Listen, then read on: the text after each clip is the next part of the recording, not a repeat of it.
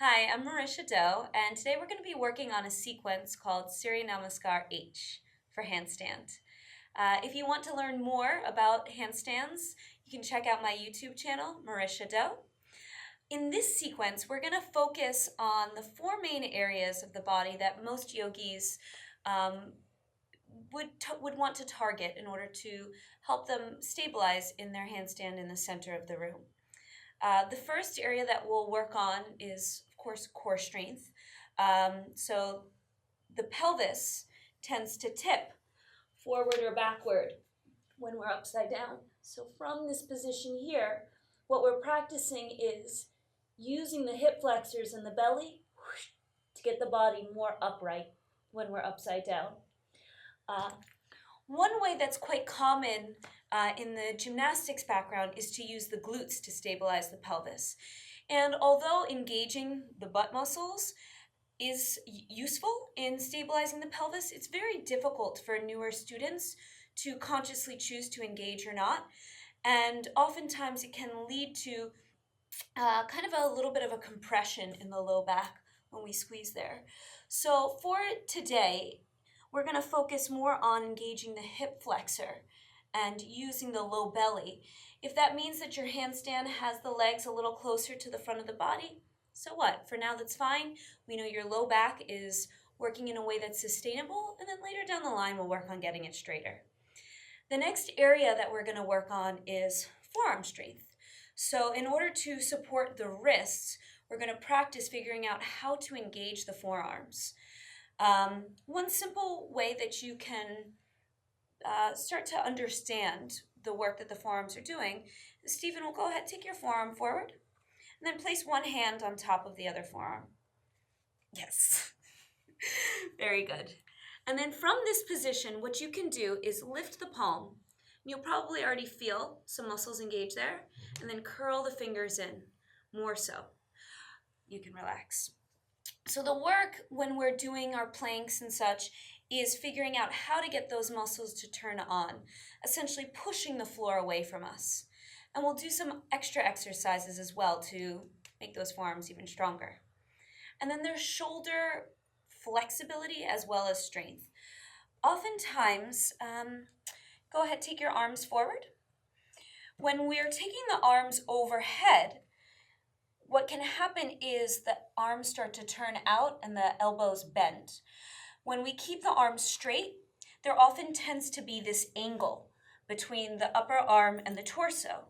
That would mean in our handstand, our chest would be kind of back. To give you a visual upside down, because I love talking while I'm in my handstand, what that would mean is in the handstand being more in this position. What we're going to do is the work to open up the shoulders so that the hips and the hands and the feet are more in line. Now, again, if it turns out for you that your shoulders are still going to be tight at the end of the first time trying the sequence out, welcome to the club. We can practice our handstand with the chest forward a little bit, and we're going to continue to do the work to open up the shoulders. But for now, if they're tight, we'll work with it. And then in addition to opening up the shoulders, the forearm strengthening, and the core is opening up the hips and the hamstrings. Right, Stephen?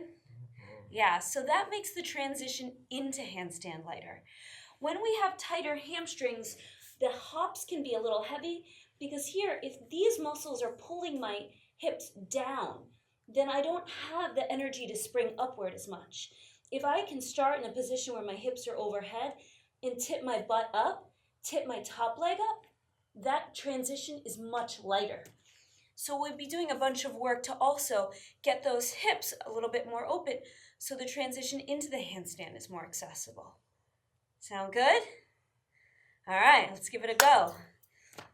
Start in Sukhasana, so cross-leg position. Close your eyes. And at this point, shift the focus to your breath and see if you can distill your energy by simplifying your mind to the actions of your breath. And at this point, there's nothing that we need to do with the breath. See if you can passively observe how the air flows into and out of your body.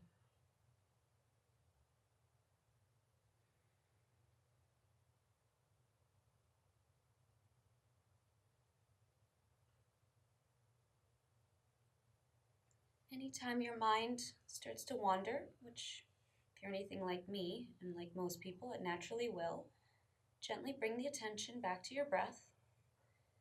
And just take note if there's any running commentary about, oh, I'm not so good at this, focusing on the breath thing, or whatever else that may come up. Just notice what your mind does and continue to try.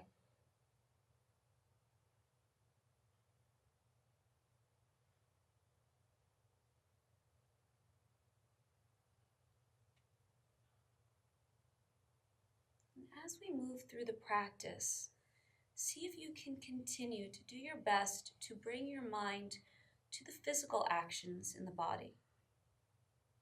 And as you do so, if you find it's difficult for your mind to tell this part of the body to move in the way that you want it to, give yourself the space to deal with that challenge.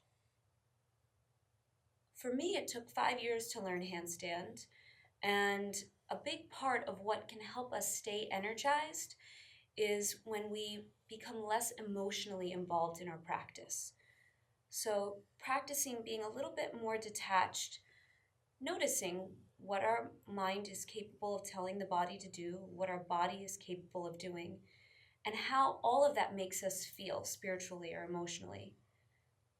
You can let go of the need to try and change or fix anything as it is, and instead just practice acceptance and trust that in time things will shift.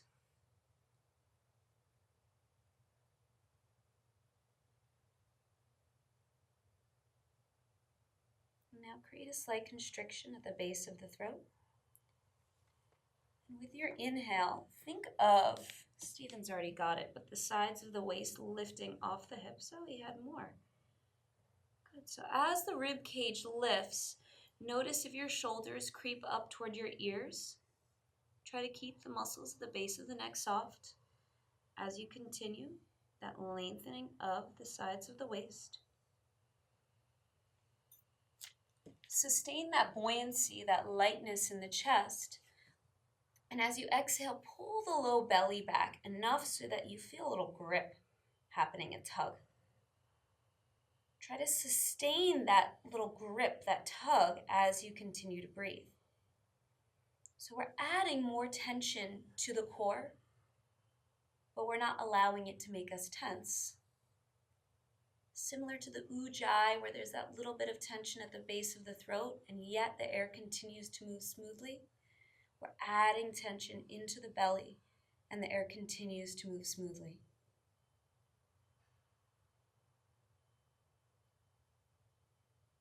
Imagine every inhale could make you a little longer.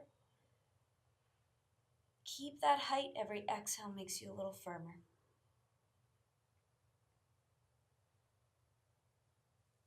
Use that sensation in the low belly, that grip, to help energize your system.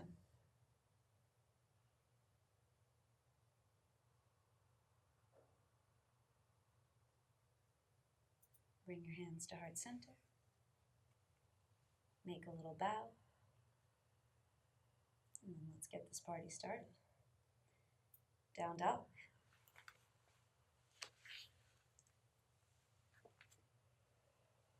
Good.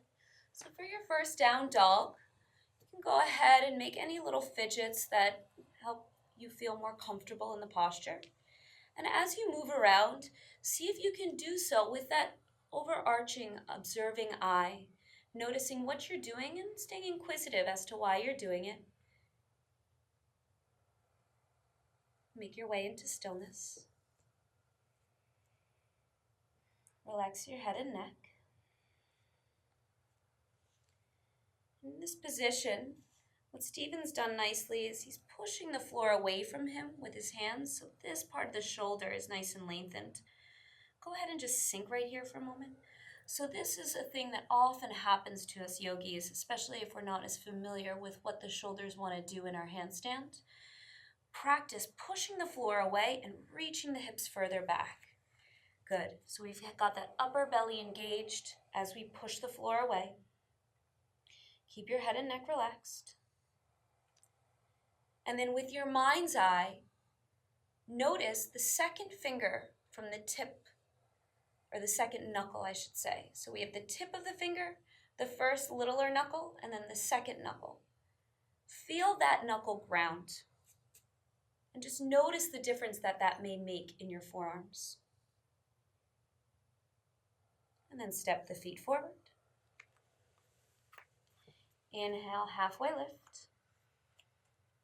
Good. So in this position, we're starting to stretch the hamstrings a bit more. If you're feeling a little tighter, feel free to have the knees bent. Okay? And then the intention is just moving the legs toward a straighter position. What having the back bend does is it increases the stretch of the hamstrings, both the attachment by the butt and by the knees. If you're more bendy, maybe lift the tops of the shoulders more and drop the center of the chest lower. And then round in. Go ahead, relax the head and neck and folds. And sit back, chair pose. Good. So in the chair, the work from the knees to the hands, the shape is similar to our down dog. So continue to think of that lengthening on the outer shoulder and a lift in the low belly. Maybe you can move your arms a little bit more to the back body as you continue to hug the triceps in, trying to get that line a little straighter. And then sit down. Boat pose. Yay! Stephen loves boat pose. He's never lazy in it. And low boat pose. Good. Take your hands behind your head and interlace the fingers, and let's draw the knees into the chest. Thank you. So we'll draw the knees into the chest and lift the head and chest maximally. So the goal in this position is to keep the spine below the belly button touching the floor. So exactly, rather than arching the back, lifting both ends maximally. And then, we're going to keep the front of the neck long, so the chin slightly lifted away from the chest, and then we'll extend one leg skyward. Good. He'll take, in this case, the left knee in a little bit tighter, lift the chest higher, and we're going to use the knee pulling into the chest to lift the hips up, up, up. Yes.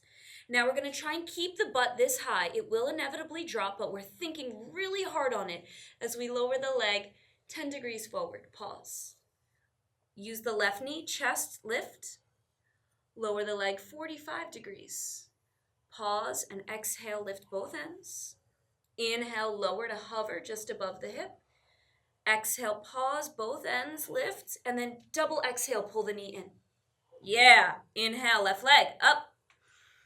Both ends lift, exhale. Inhale, 10 degrees. Keep that right knee. Exhale, firm. Inhale, lower 45 degrees. Exhale, both ends firm. Inhale, lower to hover. Exhale, both ends firm, firm, firm. Double exhale, pull the knee in. Yes, hold on tight. Inhale, right leg up. You know what to do. Exhale, firm. Inhale, 10 degrees. Exhale, both ends, lift. Inhale, 45. This is the most core work you've done in a long time, huh? Both ends, and then hover. Exhale, both ends, lift, lift, knee in. Double exhale, pull the knee in. All right, left side, leg up. You got this. Yep, both ends. 45. Use the exhale, round, round. Good, lower more. Both ends, lift, get the butt up. And exhale again, pull the knee in. All right, take a little rest. That's something you can do 3 rounds. That was just 2. You'll exhaust yourself, but build up to 3, build up to 10. You'll get so strong so fast. All right, rock back and forth. Make yourself into chair pose again. You can use your hands to get up, or you can be fancy like Stephen and not. In your chair pose, you have that blueprint now of the core super engaged. See if you can summon that level of engagement without pulling the knees into the chest. Really feel that low belly. Oh yeah. And then keep that work. Stand up. Very nice. Good. And then we're going to have, actually, let's keep the hands apart. Move them a little bit more to the back body. That's it. Good. And we're feeling that low belly lift, the upper belly drawing in, and that length along the outer shoulder. Simultaneously, we're thinking of the inner thighs hugging to the midline. Exhale, forward folds. Inhale to that flat back position. And then step back, plank pose. In your plank, think of that second knuckle from the tip of your finger, grounding. Put a little bit more weight on the thumb side of your hand and push the floor away. Oftentimes, just sink the center of your chest. This is what will happen in the plank. By pushing the floor away, go ahead. The upper back lifts. And then we mitigate the rounding in the upper back with the extension of the spine forward. And then go ahead, move the shoulders beyond the fingertips. Chaturanga. Up dog.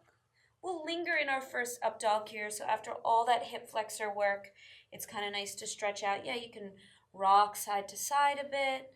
Maybe press one foot down a little bit more and think of pulling the skin on the top of the thigh forward. And then to the other side, think of pulling the skin on top of the leg forward, leaning the shoulders back. Down dog. And then we'll place the knees down. And you'll move your knees about a hand distance behind the palms. For Stephen, he's a little stronger, so maybe a little longer than that. There we go. All right, and in this position, make sure you still have your low belly engaged. The spine is extending forward. And then you'll lift the palm and the thumbs off of the mat. Okay, the actions are of the triceps, the upper outer arm hugging in. On an exhale, you'll slowly lower the palms, but keep the thumb off of the mat. Inhale, lift, keeping the belly engaged. Good. Keep going like that. Inhales will take you up and exhales will lower. If you find that this movement is jerky or it's really hard for you to have the arms straight, then you can move your knees closer to your hands. If you find that you would like more of a challenge, you can back your knees up. Yogi's choice. We'll do another 3.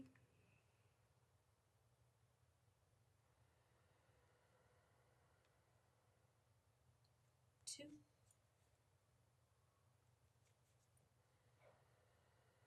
Make sure those front ribs are still engaged for your last one. And then place the palm down, the thumbs rest. Tuck the toes under. Lift the knees and lower your forearms down. Dolphin pose. You can lift the knees up and back. Yeah, and if you have tighter hamstrings, feel free to walk the feet out a bit. Now we're going to focus on opening up this angle here. So between the upper arm and torso. All right, so first we will hold the posture. And Stephen's just thinking of, keeping the length in the outer shoulder as he moves the chest back. And we'll hold here for another 10, 9, 8, 7, 6, 5, 4, 3, 2, and then we'll linger. And then I'm going to add a little bit of dynamic stretching. So that helps break up the fascia a little bit more. So we're just going to do pulses back, back, back, back, back. Yeah, continue, just think of moving the chest back, back, back. Make the action a little bit more casual if it's not too tight for you. And it's not so much about moving forward and backward. It's an emphasis, a pulsing of energy toward your shins. Back, back, back for another few. And then we'll press back and hold. If you like to bend your knees and move your chest even further back toward the thighs, maybe that will help. Yeah, so that'll tip the hips up, move the chest further back.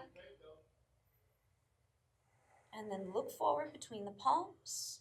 Knees are bent. Spring, lift off the elbows. Yep, plank. Chaturanga. Up dog. And the downward facing dog. All right, so we got our core. We got our hamstrings, we got our forearms, and we got our shoulders. Let's get moving. Reach the right leg up. Good. And what Stephen's done that's nice in preparation for the kick to handstand is we have the outer hip rolling down rather than having the hip lifted up, which makes the hips a little wonky in our handstand. We're practicing rolling that outer hip down and pulling the thigh bone, lift the low belly a little bit more into the socket. And then he'll look forward between his palms and hop the left foot forward. And then we're going to do a little hop switch. So he's going to hop off his left foot and land his right foot forward. Go ahead, bend and up. And, ooh, fancy. Pull it down. Nice. And if for you at home, go ahead, crescent pose.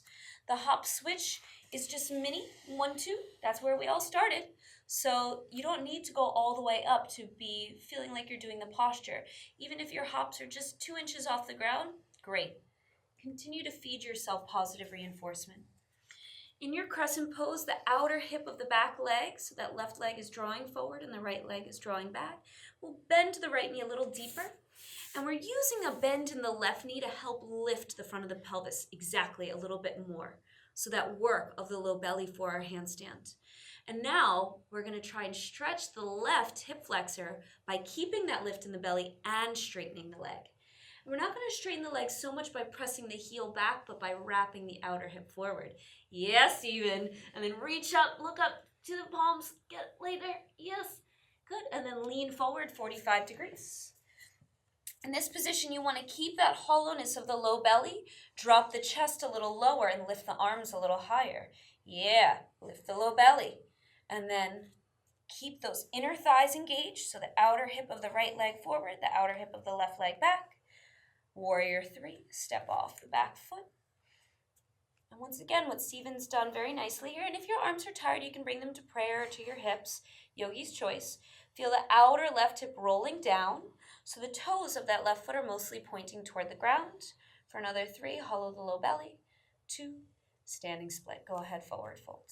This standing split can be casual. If you want to open up the hips here, feel free. Just do what helps you feel that you're opening up the back of the right knee a little bit more and the front of the left hip a bit more. If it's not comfortable for your low back to have the hips open, then don't do it. Be an adult about it, make a responsible choice, and stick to it. All right, it's go time. So we're going to practice our kicks to handstand here. What I recommend, especially if you're a little bit tighter, is have some distance between the palms and the foot that's hopping off the floor, so you have space to hop up. The gaze for most yogis when we're first learning that is most stabilizing is just forward of the index fingers on the floor. Give that a shot. If it doesn't work for you, maybe you try moving your gaze back some. And then go ahead, bend your standing leg, and give it a couple kicks. 1, 2, last one. Hold, 3, 2. Knee to chest. That looks kind of like the core work we were doing on the floor earlier, huh? Yeah. All right, and then step the right foot when you're ready. Where's it going? It's going right back down with style where you came from. Crescent pose, like the whole thing never even happened. No sweat, yes. Arms up, inhale, lengthen through the fingertips. And exhale, take the left palm down, right arm up, gentle twist. So after standing on that right leg for a while, it's likely that hip is a little achy. You can go ahead and reach this hand skyward. We want to feel the outer right hip is drawing back and the sides of the right rib cage are lengthening forward. So we're giving a nice little stretch there, counter all that standing work. And now think of the handstand work we discussed in the left palm. Keep the palm grounded, side plank.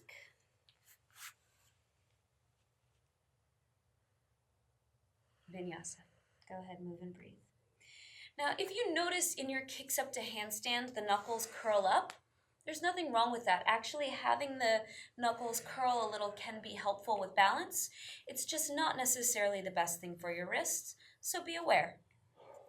Inhale, lift the left leg up.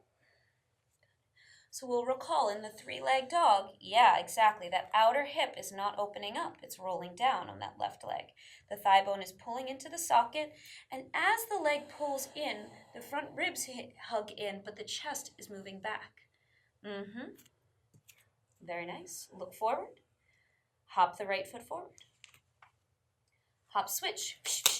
Less thinking, more doing. Yes, crescent pose. Inhale, arms up. So we recall, outer hip of that back leg reaches forward. Let's try bending the knee at first and feel how much easier it is to lift the front of the pelvis because we don't have that hip flexor hindering the lift of the low belly.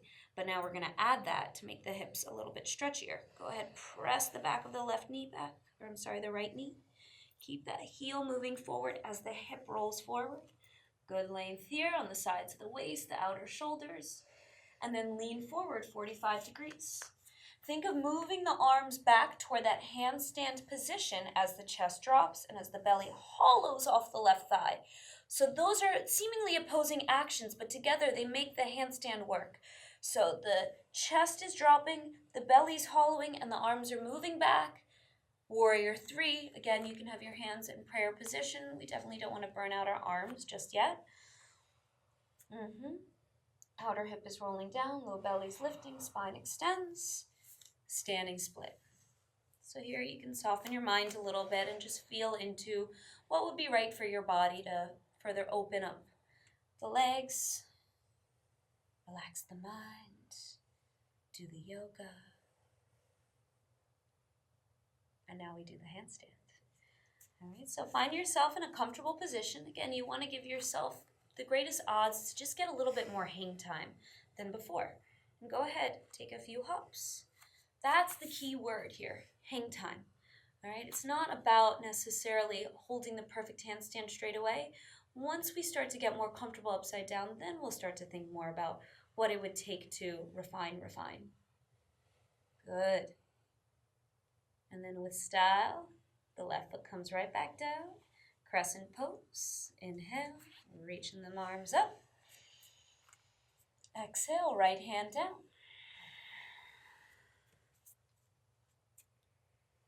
So what Stephen did there is he took his thumb to the hip crease and pressed it back to help create that space there. So we don't want to compress the left side of our waist here. We want to keep the hip moving back. Side plank. Remember the handstand work in your right hand. Push the floor away, root to rise. And vinyasa.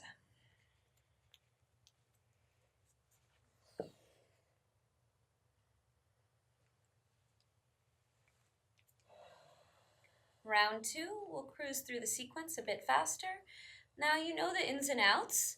Whatever you recall, great. Whatever you don't, that's fine too. Just trust in whatever sticks.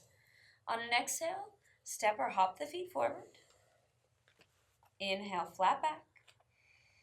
Yeah, use it to open the hamstrings. Exhale, fold in. Chair pose, inhale. And sit down. Lay back, knees to chest. Hands behind your head for a little neck support. Lift up. Good. Inhale, extend the right leg.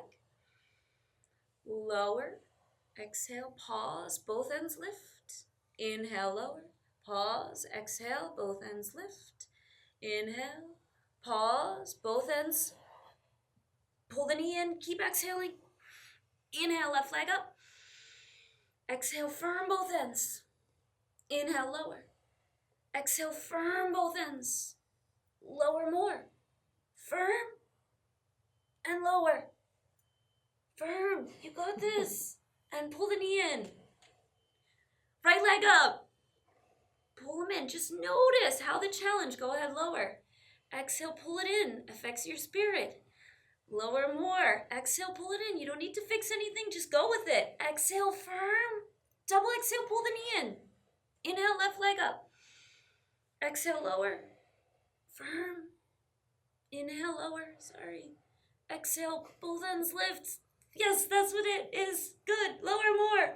Exhale, both ends lift, lift, lift, lift. Front ribs. Pull the knee in. Pull the knee in now. Inhale. Right leg. Last round. You got this. Lift both ends. Exhale. Inhale, lower. Both ends. Exhale. Inhale, lower. Don't rush. Exhale, both ends. Hover. Both ends. Come on. And pull the knee in. All right. Last bit. Left leg. Firm. Both ends. Inhale, bit. Lower. Exhale, both ends. Come on.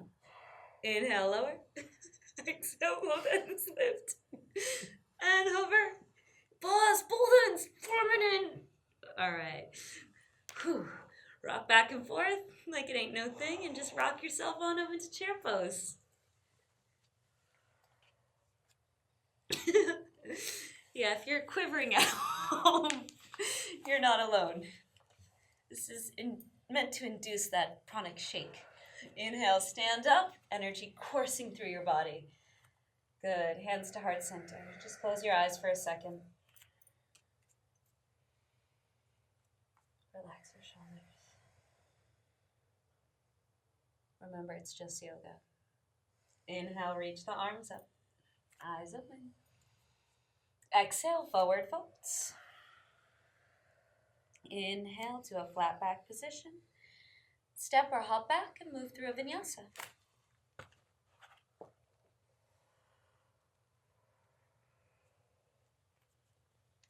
Get into the forearms now. The knees come down and the palms and the thumbs come up. Find a distance. So we're going to move the knees a little closer to the hands, and then the palms and the thumbs lift off the mat. There we go. And then we're going to do 10 lifts and lowers.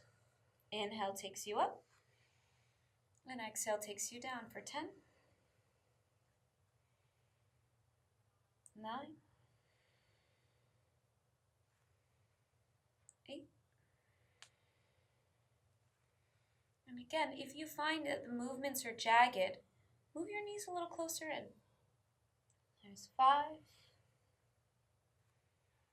Continue to feel the core is strongly engaged and the spine is extending forward for the last 3. Last 2. Last 1. All right, if you haven't already, tuck your toes under, hover your knees, lower the elbows, dolphin pose, hips up and back. So first, we're just focusing on moving the chest back to the shins in stillness, and keep those elbows pressing down so we have that root to rise. As we press the elbows down, the hips move further up and back. And then we'll do 10 little pulses, chest back, back, back, back. Imagine you're breaking up the fascia. Last 3, 2, press back and hold. Maybe bend your knees, move the chest closer to the thighs. Yeah. And then look forward between the palms, plank pose, chaturanga, up dog, down dog. Inhale, reach the right leg up. Look forward and hop the left foot forward. Hop switch. Crescent pose. Inhale, arms up. Exhale, lean forward. Inhale, warrior 3. Exhale, standing split.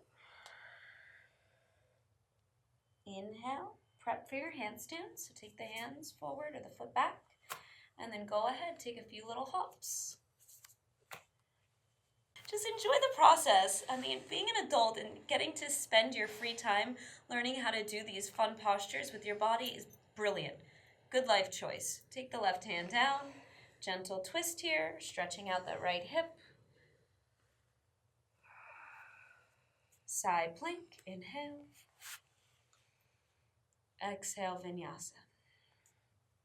Whenever you notice that you may tend to, and generally yogis with more ambition in their practice, we can be hard on ourselves. And just remember, you're choosing to spend your time doing yoga. #winning. All right, everything else that happens from there is a bonus. And you have the rest of your life to work on this stuff, so don't put any time constraints. Inhale, lift the left leg up. Look forward and hop forward. Hop switcheroo. Sound effects help. Crescent pose. Lean forward. Inhale, warrior 3. Exhale, standing split. And now, be bold. Handstand.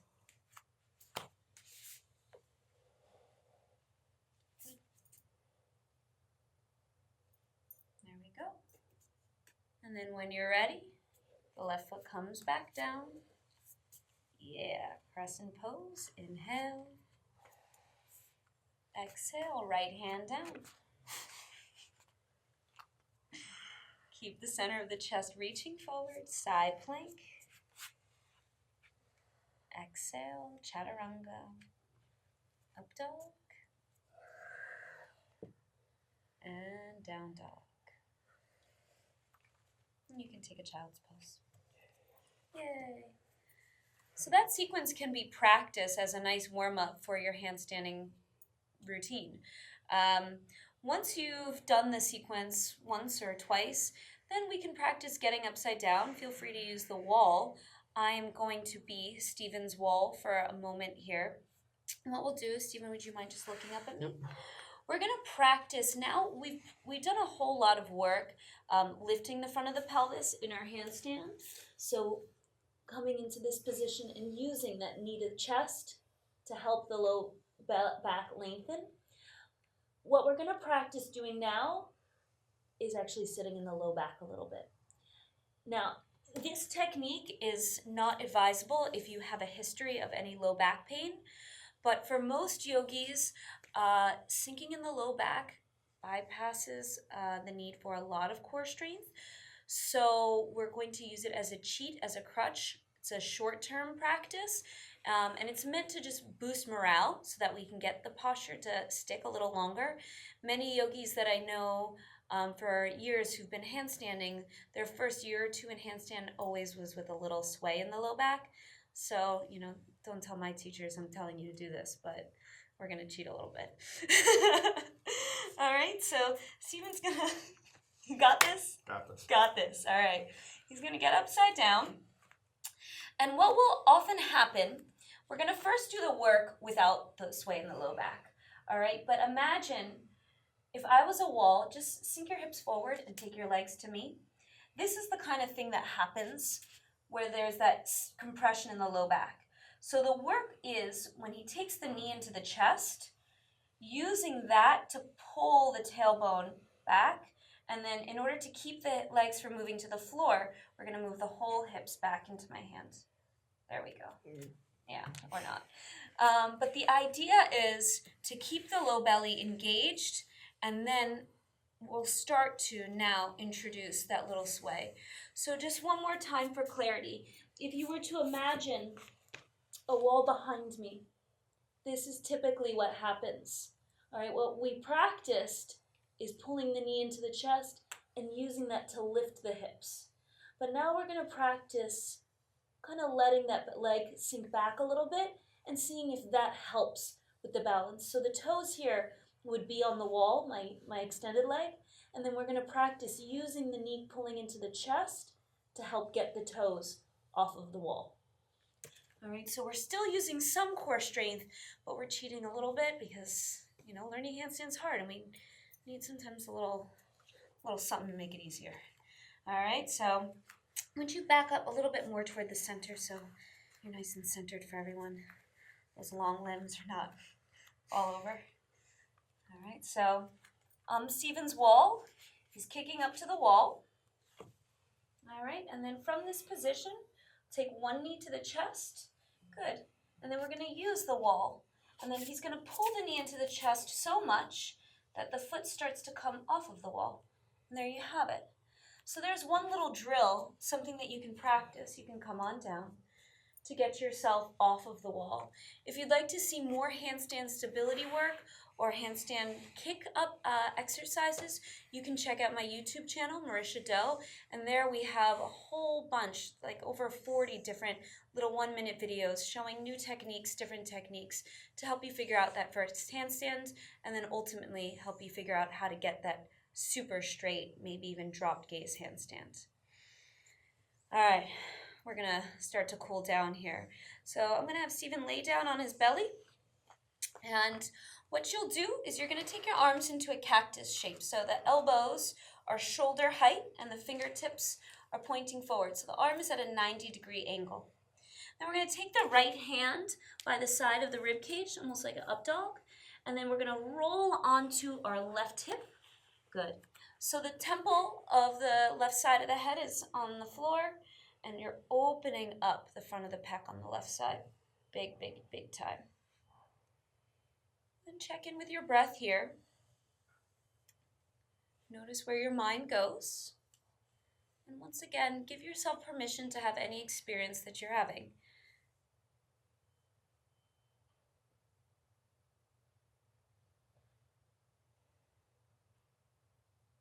And then release this side and switch. More often than not, what we resist persists. So in softening our edges to whatever it is that we're experiencing, because the human experience is bound to have, some challenging moments, by giving ourselves the room to deal with that challenge and to feel the effects, the potential pain of it, it helps it move through our system with greater ease and helps us move beyond it. No repressed, stubborn stuckness. Just elevation, moving on up. And then release this side. Good. And then from here, we're going to roll onto our backs. Okay. And we're going to stretch the front of the hip now. So I'm going to have Stephen bend the knees. Cross your right ankle over the left thigh. And then we're going to take the left foot way off the mat and to the left. We're going to drop the knees to the right. Okay, are you feeling it on the front of the left? So you'll feel it either in the quad or the hip flexor. And then if you're not feeling much, squeeze the left buttock. Yeah, so there's a feeling of the hips rolling over toward the right, and that will further the stretch of the front of the hip. Also, make sure that your ankle isn't in line with your shoulder, but more toward the left of it. How you doing?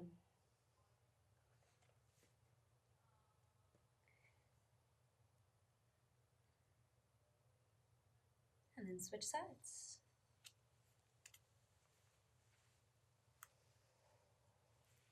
So the handstand work tends to tire out the pecs, biceps, stuff at the front of the shoulder area.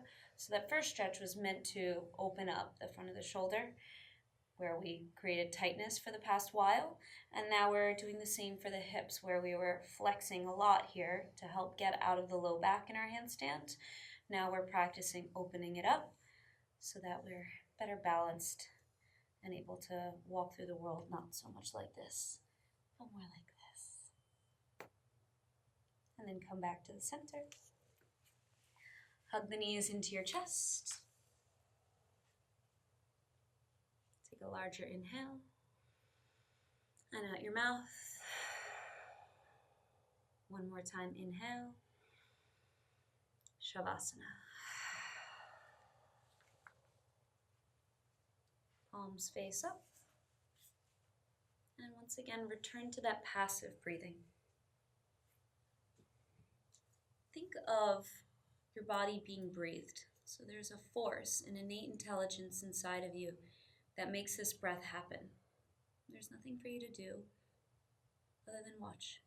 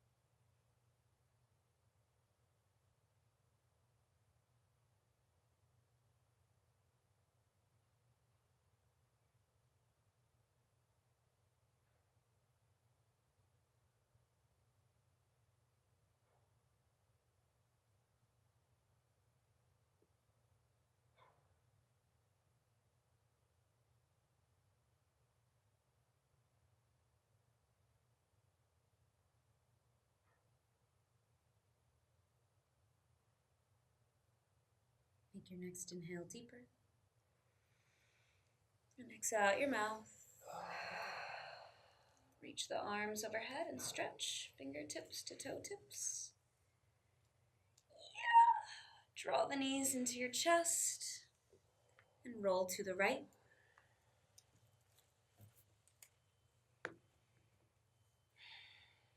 Make your way to a seated position and close your eyes.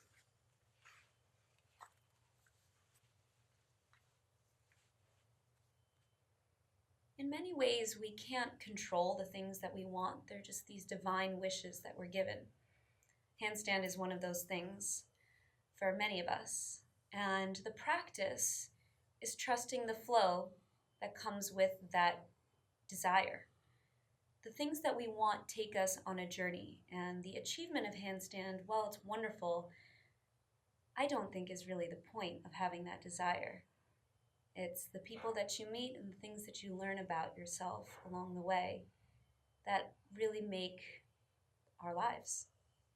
And that same work can be used for any ambition we had. Really practicing making it about the journey and not the destination. Because ultimately, if we stay with it long enough, we'll get there. But that victory, the excitement is short term. And the practice of really enjoying our lives comes from becoming more process oriented. So in this moment, just think of one thing that gives you a sense of fulfillment about your practice today. And then shift the attention to your breath and watch it flow through you.